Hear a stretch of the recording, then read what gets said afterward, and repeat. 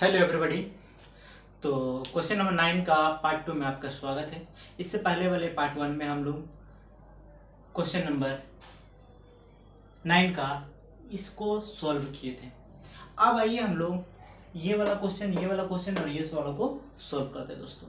तो बिना देर के ही क्वेश्चन को हम लोग एक बार फिर से रीड करते हैं, फिर इसको हम लोग बनाना शुरू करते हैं दोस्तों। तो जैसा कि हम लोग which of the following triplets are Pythagorean. तो बेसिक्स में हम लोग पार्ट 1 में समझ चुके हैं। अब पार्ट 2 में हम लोग जो है क्वेश्चन बनाने की बारी आ चुकी है। तो आइए क्वेश्चन को हम लोग इसे भी बनाते हैं। तो सबसे पहले हम लोगों का काम क्या होता था दोस्तों?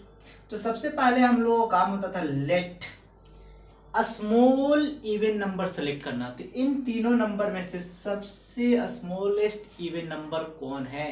तो हमारा 6 है और इस 6 को हम लोग 2m के बराबर मान लेते थे दोस्तों। फिर हम लोग इसका बाद क्या करते थे? m का वैल्यू फाइंड करते थे। तो m का वैल्यू फाइंड करेंगे तो 6 ये इंटू में इधर जाएगा तो डिवाइड में, यानी कि m इक्वल टू हमारा कितना निकल गया? 3 निकल गया। तो इस तरह से m का वैल्यू निकालने का बाद हम लोग लिखते थे पाइथागोरियन ट्रिपलेट्स। तो पाइथागोरियन ट्रिपलेट्स क्या होता था? Therefore Pythagorean triplets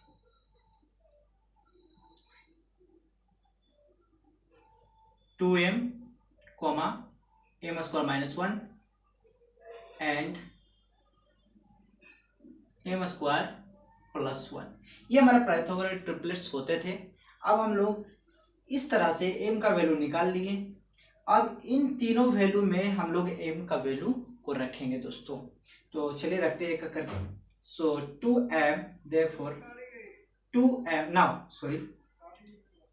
now 2m equal to 2 into m का वैल्यू कितना? 3, 6 आ गया। m स्क्वायर माइनस 1, m का वैल्यू कितना निकाले? तो 3 का होल स्क्वायर माइनस 1, 3 का स्क्वायर 9 माइनस 1 इक्वल टू क्या आ जाएगा? 8। फिर हम लोग निकालेंगे m स्क्वायर प्लस 1, m का वैल्यू निकाल लिए 3 प्लस 1 एंड 9, 3 का स्क्वायर 9 प्लस 1। इस तरह से हमारा 6, 8, 10 क्या है? बोल वैल्यू हमारा 6, 8, 10।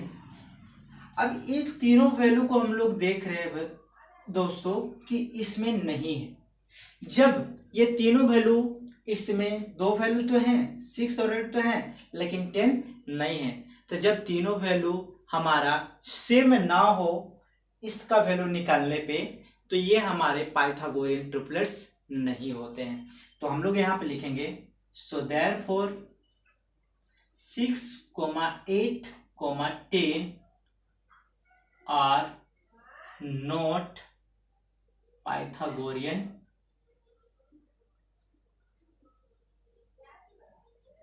ट्रिपलेट्स। अगर ये वैल्यू हमारे दिए गए इस ब्रैकेट के अंदर जो नंबर है वो सेम आ जाते हैं तो ये हमारा पाइथागोरियन ट्रिपलेट्स कहलाते हैं। लेकिन ये हमारा नहीं आया, इसलिए पाइथागोरियन ट्रिपलेट्स नहीं है। तो इस तरह से हम लोग इस वाला क्वेश्चन को भी सोल्व कर लिए हैं। अब इसको हम लोग सोल्व करने वाले हैं दोस्तों। तो आप यहाँ तक वीडियो को वॉच करके उतारिए, तब तक मैं इस क्वेश्चन को लिख के रखता हूँ बोर्ड पे और आपको एक एक करके समझाता हूँ ताकि वीडियो का लेंथ बड़ा ना हो।